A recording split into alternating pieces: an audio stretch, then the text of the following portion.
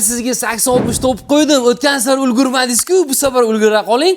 Da albatta o'sha 8069 original mebelimiz, spalnik garnitur. Buni zali ham bor. Ikkita pinal patsivisi bilan birga. Kravatimiz king size 220 ga 220 bo'ladi. Matras 2 metrga 2 metr bo'ladi.